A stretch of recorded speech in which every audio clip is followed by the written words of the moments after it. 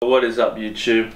So in light of the recent bulk, I've added like some more weight, but I feel like I've added like a lot more muscle than I have fat. So I have to go check with Alfie and see if I dropped any body fat. But my current condition so far,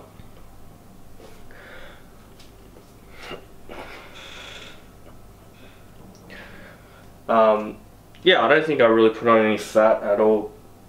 Even though I've got heavier, new compounds are good. 85 this morning, so it's like, you know, I'm not dropping, but I feel like I'm dropping body fat still. I think like the best way I could really describe my like body type is like I have pretty much Christian Guzman's like torso, except maybe slightly different around the midsection. I think my midsection is quite similar to him, but just around the obliques is different. Obviously his arms are way better than me. He's got really good genetics in arms. Shoulder, once I fill them out, I think I'll look a lot like Christian Guzman's shoulders. In terms of back, once I get leaner, I think it'll look a lot like his. Only thing is, like, I have bigger legs. I think my legs are bigger than Christian's, that's for sure. Yeah, that's about it. So many pieces all back together now. What's your vision?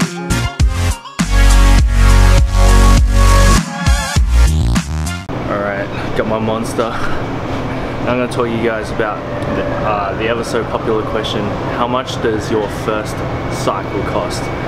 Alright, so your first cycle costs anywhere between $300 and $600 Australian. Why is that such a definitive number?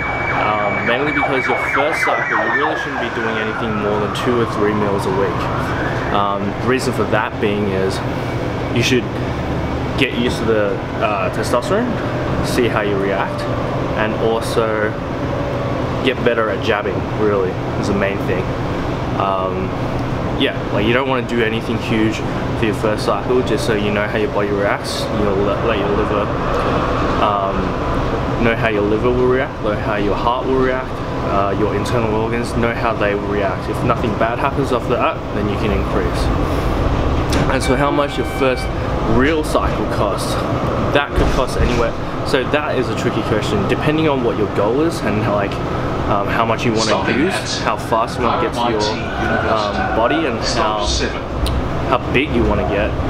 That all depends. That all plays a factor in how much it will cost.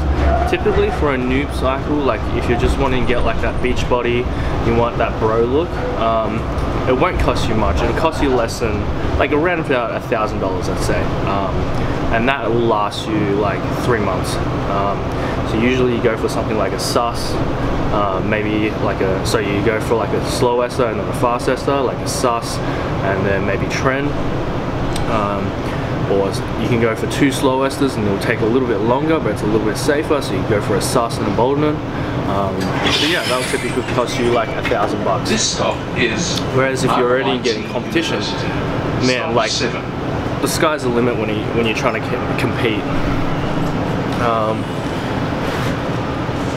Like the cycle that it costs me now, how much it's costing me right now, the first 3 weeks it costs me, sorry, first 3 months it cost me around, I say just over $1,000. Now the cut is where it really costs. The cut cost me in total around $2,000. So, or just under $2,000. So I spent roughly around $2,500 on this entire, I guess you can call it cycle. But keep in mind that it's really 2 cycles. I did a cycle, then I cruised, then I cycled again. Well, so yeah, I cycled, cruised, and blasted. So yeah, if you're getting competition ready, it can cost a lot. And this typically, like what I'm doing isn't like a noob cycle, it isn't like a, it's quite an advanced cycle. It's pretty much what every like good competitor would do. So that's something to keep in mind. Yeah, I hope I answer your question on how much a cycle costs. Basically think of it this way, a vial will cost anywhere between $100 to $200 Australian. So it could be more than that, but typically on average that's how much it costs. Second meal for the day, chicken and vegetables. I think I'm gonna switch it up to some fucking fish or something because I'm feeling like shit eating so much chicken. Also, another thing I want to cover off is PCT, so post-cycle therapy. Basically, like a lot of guys have been asking me, like, what do you do after your cycle? Do you keep going? Do you do this? Do you blah blah blah? And one of the most important thing is not to stop completely. If you stop completely, you're gonna fuck your system. Your testes are never gonna produce testosterone ever again. So there's a thing called post-cycle therapy. And what that is basically something you do after your cycle. It can be anything, right? So what bodybuilders tend to do after a show, after they cut and compete, is either they cruise. What cruising just means is like they do like the regular cycle, they do just the bare minimum, keep the muscle that they have put on. What happens with that is like what you achieve is actually what's called a bounce back. Basically, when you cut down that low, you lose a lot of muscle, right? It's inevitable, you lose a lot of muscle. But your testosterone is so high from the amount of muscle you have. So your body's like, because you're starving your body of so much calories, you are actually at an imbalance of testosterone to muscle ratio. So after your show, everything you eat, you become super anabolic, the most anabolic you will ever be, right? So everything you eat basically just gets turned into whatever it needs to be for protein synthesis. So you put on a lot of fucking muscle after a show. A lot of bodybuilders bounce back super hard. Like even physique guys, that's how they end up being like fucking like into like bodybuilding, because they just like turn into these anabolic monsters and put on so much muscle, right?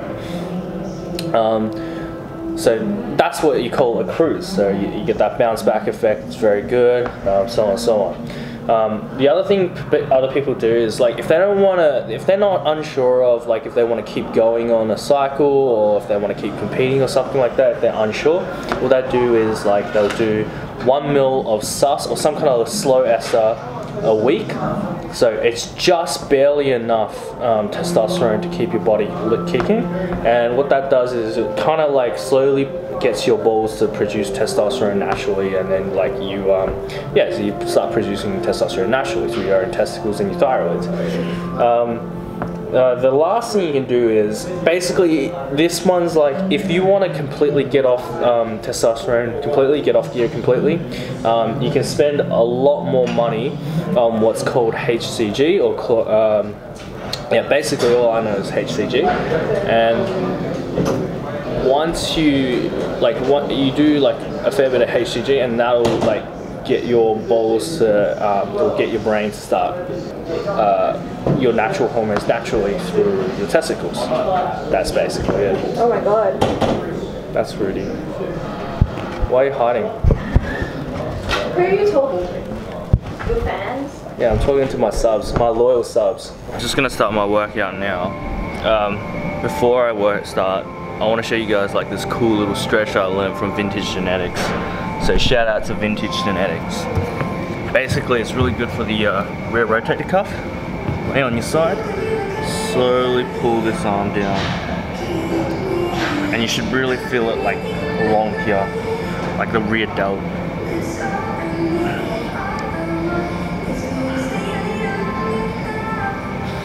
And then push back, and then pull, relax. Usually it's better with another person pushing down your arm, but I don't have that, so this is good.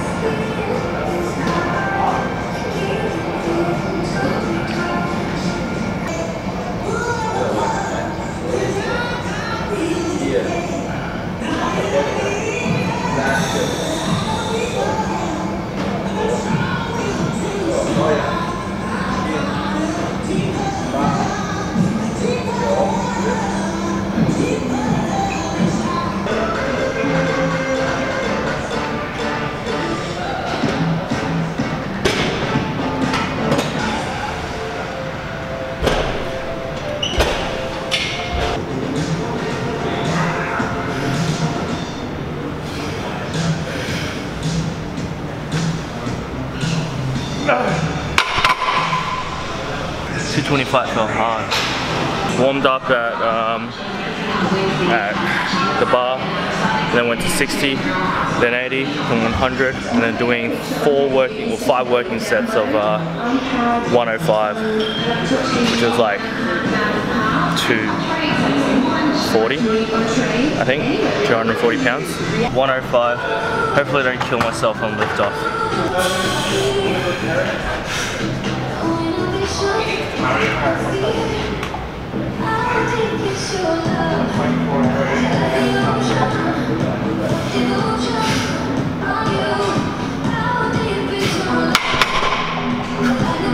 Felt easier than 100.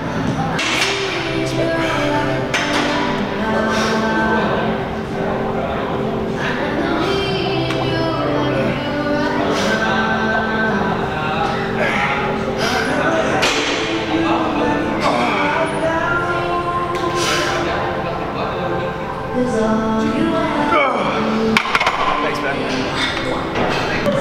Didn't die.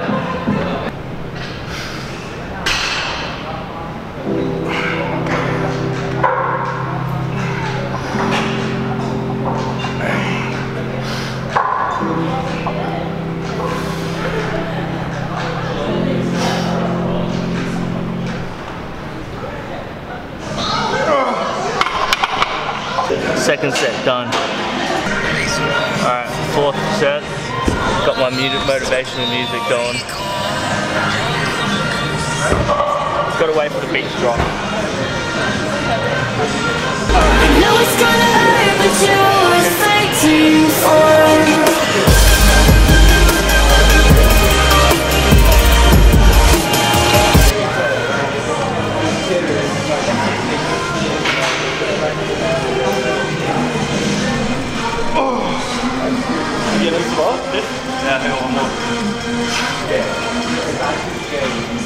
Nice, man. Try. You got this. Come on. Come on.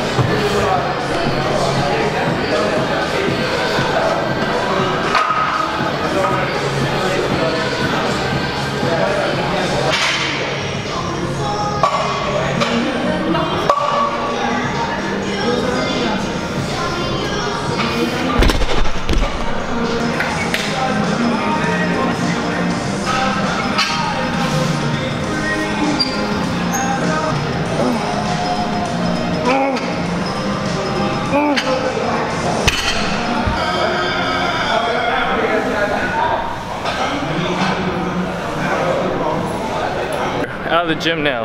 I don't like to record all my accessories because like my accessories, like you know what accessories are, like you can do them. It's not like rocket science, it's bro science. So I just record most of my main lifts for you guys. As far as dieting goes, like I eat the same stuff every day, so yeah, it's pretty easy.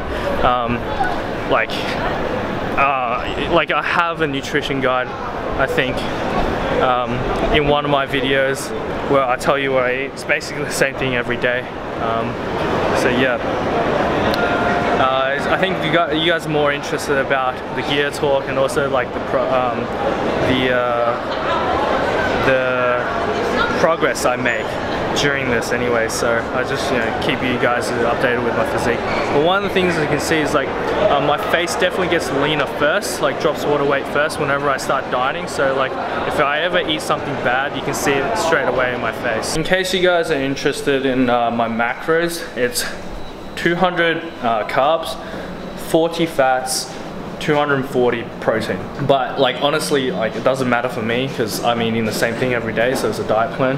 But like that's the macros for me right now. So if you want to follow along, yeah, well you can follow on that macro track. But like honestly, like when you comp prep, like you don't worry about macros anyways because you should be eating strictly, so you don't count macros anyways. But as with like if you're doing it, if it fits your macros wise sort of thing, like I would do it slightly different. I would probably drop my like for my particular body type, you got to go according to your particular body type. I would drop my carbs and I would increase my fats, so that way I have more of a ketogenic diet, I suppose. But yeah, like always go by what your body type is. As with comp prep, you know, you're always experimenting, so you got to do everything very strict. Alright, almost finished up editing the vlog. It's 1:30 AM, so I gotta get this uploaded. But as always, like if you liked it, dislike if you disliked it, subscribe if you want to see more, comment down below if you have any questions to ask. As always, happy lifting. I'll see you guys next time. So many pieces all back together now. What's your vision?